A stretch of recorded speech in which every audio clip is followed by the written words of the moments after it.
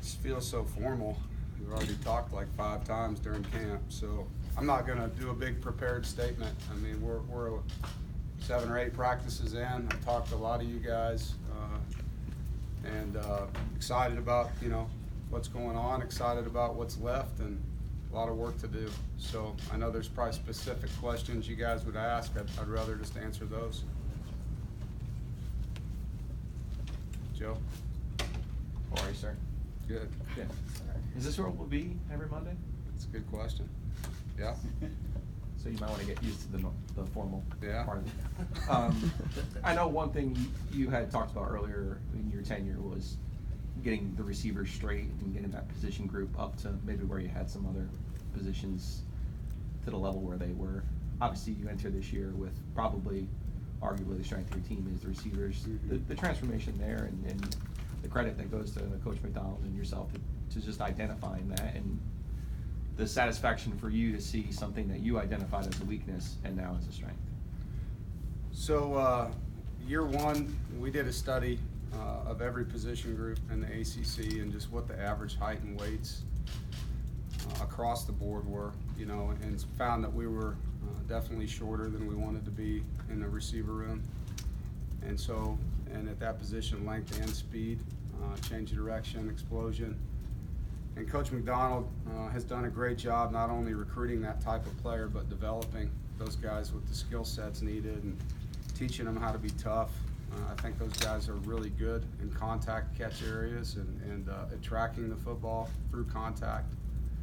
And it's a fun group to watch. I mean, they really work hard. There's no doubt they're one of the strengths not only of our football team, but of the league. I think, you know, not just, you know, a couple of them, but the depth now that's developed behind the starters, to see, you know, what C.J. Riley and Emeka are doing now behind, you know, Kelvin and Steph, and really the emergence of Jacoby, you know, over the last year and a half through his transition from quarterback to receiver. He's just a completely different player, physically, mentally, the whole deal. So George deserves a lot of that credit, and the players obviously for buying into what he's talking about. What have you seen out of Tanner Ingle and how he's fitting into the defense? You know, just for starters, I think he's probably top 5 football aptitude that I've ever been around. Like his ability to not just comprehend information, because a lot of players do that, but to apply it in the live play, it's uncanny. He's really smart, but also his application of knowledge for how young he is, it's impressive. Very physical. We knew that when we recruited him. You know, he's a striker, but just does a lot of things really well. And he's definitely a guy that's going to play as a freshman and will have a big role for us on special teams. And as we move through the defensive install, we'll have to see if he hits a wall at some point. You know, but right now he's doing really well. You got 2 guys in Ryan Finley and Kelvin Harmon that, especially as the year goes on and they're having good years, are going to get buzz as potential NFL first-round picks. How important is the way they handle that and kind of shut out that outside noise going to be? And how do you feel like they learned about that from a guy like Bradley Chubb last year? You know, I think just programmatically we talk a lot about blocking distractions and ignoring a hype. You know, that's one of the things. Anytime these guys get on a watch list, you know, I congratulate them, but also remind them that they don't win anything for being on a watch list. You know, they have to earn it through their play throughout the year. And those guys understand that. You know, obviously, they've had some good people to watch that have been through this process, as you mentioned, and that's helpful for sure for them to see how it was with Bradley. But there's a lot of guys that will have to go through that, and each one of them will have to handle it. I think, you know, the biggest thing we talk about is the people that are telling you how good you are, the people that are going to remind you that you're not when you make mistakes, you know, and just to keep it all focused on where it needs to be, doing your job, preparing the right way so you can do it at a high level, and staying healthy so you can do it consistently. Coach, given the fact that you have had a chance to have a scrimmage now and you've gone through several practices with pads and things like that, I mean, who are some of the younger guys that are standing out outside of, obviously, you've already pointed out Tanner Ingle? You talking about true freshmen or just? True freshmen, newcomers, anybody along those lines? Keyshawn Miller, one of the transfers at corners, had some nice days for us. Excited about, he had a really good practice today. His progression. Was really excited early about Trent Penix. He's been out a few days now just with a minor ankle, but he's a young man that we think's ahead of where we thought he would be at this time. Aleem McNeil's gotten better each practice. And it's been fun to see that. Damian Darden's a tight end we redshirted last year that has shown a lot of improvement. I already talked about Ibrahim Conti, another D lineman we redshirted that's made some nice plays. Chris Dunn, our kicker, has continued to do some good things. He made a game-winning, called a Mayday field goal yesterday in the stadium at the end, and it was a 45-yarder, so that was great to see that in front of the team. But those are a few. Dave, last year so many of the questions were all the building you guys have done as a program. Could you take a leap forward? And you did that. So is it a different challenge, or how much of a different challenge is it when you lose key guys, that the building you've done, can it maintain the success you had last year?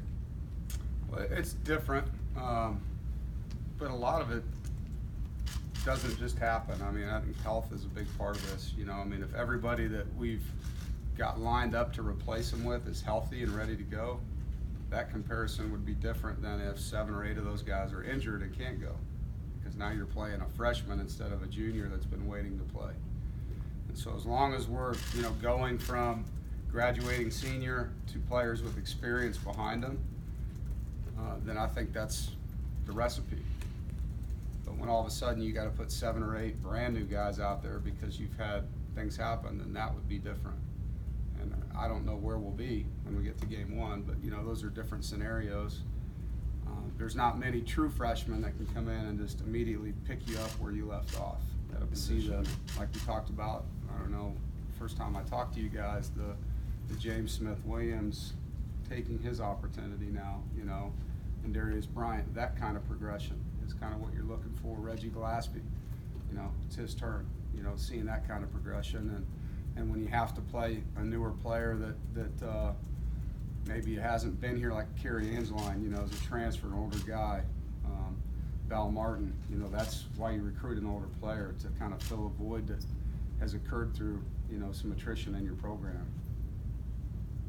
I wanted to ask how the workload was dispersed across the running backs in the scrimmage yesterday. You mentioned Trent out, but with Nakia and with Ricky and his health, I know the wrist was the thing in the spring, but how is he now, and what did those 2 guys do for you last night that you liked, or yesterday at the scrimmage? They didn't practice yesterday. So yesterday we had 5 different backs practicing, and Coach Kitchen just rolled them. I mean, it's like every 3 plays there's a new guy, and unfortunately, none of these are long-term things, but the timing of yesterday wasn't good. Nakia was a little banged up and happened the day before the scrimmage, so we weren't going to put him in that position to hurt him worse. Looks like he'll be back tomorrow.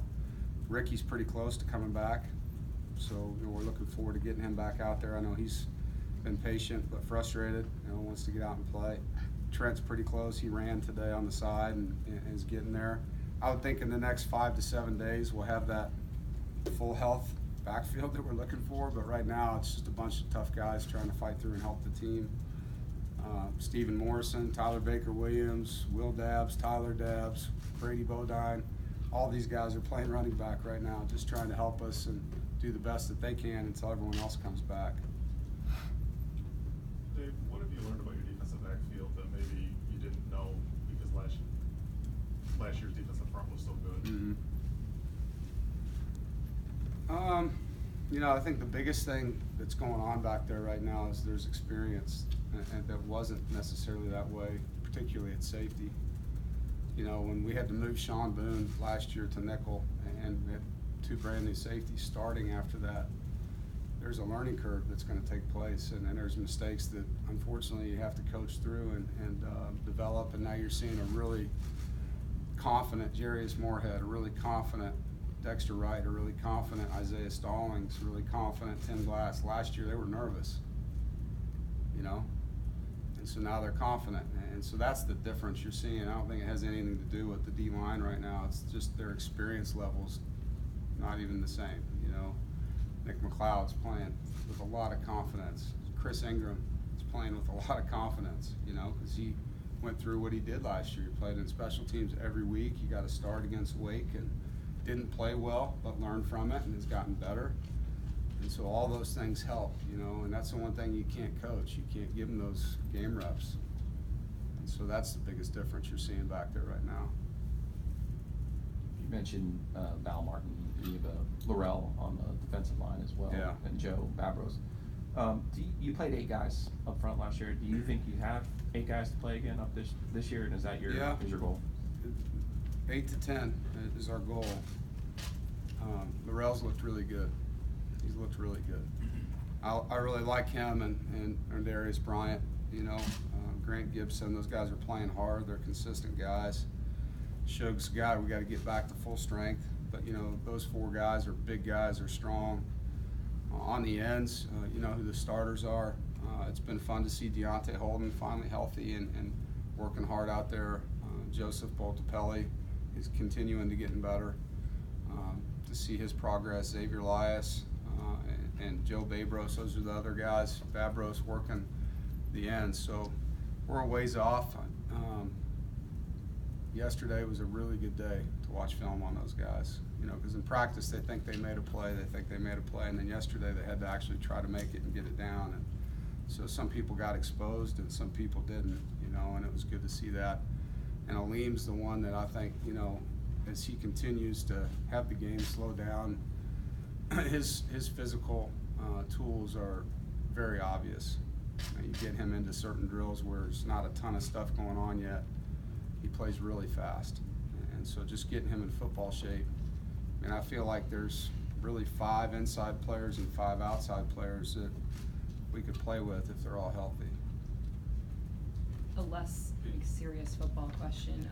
What is a day like today like for you guys to finally interact with people other than yourselves, and does it add a sense of excitement for the season? Well, it's the first day that's not Groundhog Day over here, you know, I mean, where everything's not the same as. So we get to change our routine, we get to see other human beings. Our families get to come around, we see children running around. I mean, I think it's great for the players. It just reminds them of life outside the meeting room and the practice field. And it's fun, you know, for them to feel the passion of the fan base. I think that's really healthy for them. Give them this the insight of sometimes you forget what's going on in the real world. So it's great for them. And just spoke to our parent group downstairs, and I know they're excited to see their sons tonight and hang out with them. We'll give them the night off tonight so they can be with their families and pick it back up tomorrow. Did you update the competition and kickoff return and punt return and how that's kind of shaken out? Probably Thayer Thomas and Jacoby Myers in that order as our punt returners right now. And then the kickoff returner, Maurice Trowell returned kicks at times last year and did some good things. He's probably in the lead. But once we get the running backs back and healthier, I think that will help that competition. C.J. Riley and Emeka have been back there working as well, and Steph Lewis. Steph's looked really good as a kick returner. So we just installed that unit 2 days ago, so we got some work to do before we kind of figure that one all the way out. What kind of impact does A.J. Cole have on your team on and off the field, and what will you miss most about him after he graduates? Yeah. Well, off the field, I mean, he's without a doubt the most committed spiritually, you know, talk about knowing who you are. I mean, just, you guys know AJ's story, but the mission trips he's been doing since 8th grade, you know, and what he knows exactly who he is as a person, exactly who he is spiritually. I mean, he knows what his why is, and so I'm going to miss that. Our team will miss that. He's going to be very successful. As a punter, you know, he's got great game experience. He's really good with the other guys, the special teams guys. You know, I think he has great energy, but also understands how to calm guys down and talk to people. And so he's a very level-headed young man that has great leadership ability and a talented leg. So, you know, we're excited for him for his senior year. Coach, with the strength of this offense being throwing the football, I wonder in terms of balance, what are you comfortable with as you look forward, and how much will you lean on Ryan Finley to make plays with his arm? Well, if you said that to Coach Ledford, he'd probably fight you, you know. So I think, you know, we're still searching for what we need to do there. You know, I do think Reggie's gonna be a handful for people. And he's a bowling ball, and he's very focused. And so it's more about finding who goes in there when he's tired right now to offset what he gives the game. But we'll have balance. You know, we're gonna be a little different. Obviously, we feel great about Ryan and the wideouts, and when Kerry comes back, about what he can do also in the passing game. But we're going to be a football team that can run the ball when we want to run the ball, and I think that's important because that's our DNA, and we're not going to give up on that. We feel like we have weapons that still fit that system. It's just getting those guys healthy so we can see it.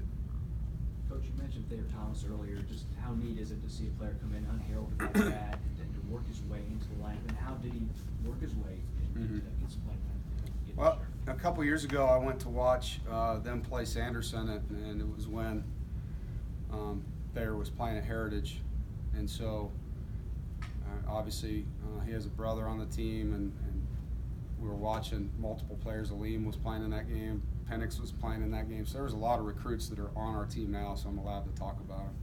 But when I left the game, Coach Washington came up and said, "What'd you think?" And I said, "Well, it was, you know, it was a talented guy here, a talented guy there." We talked about all those guys, and I said, "But the guy I was most impressed with was Thayer." And I said, "Can you tell me his story? You know, what are his grades like, this and that?" I didn't know he was related to somebody else that we'd be recruiting at that time, and he filled me in on, you know, his background, his GPA, his work ethic. And when I came back to the staff room, I told the staff, we got to find a way to get this young man to walk on, because he's the kind of player that could earn a scholarship here. He's really talented. And to his credit, you know, he got here, he busted his butt. He's competed with some really good players out there. He just makes plays, and he can run. I mean, he's one of those guys that is deceptive, and he ran a 3.91 shuttle. I mean, his change of direction's legit. So, I mean, he can go.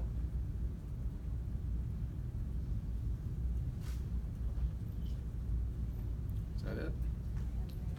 Enjoy your time with the players. Appreciate you guys being here. Have a great day.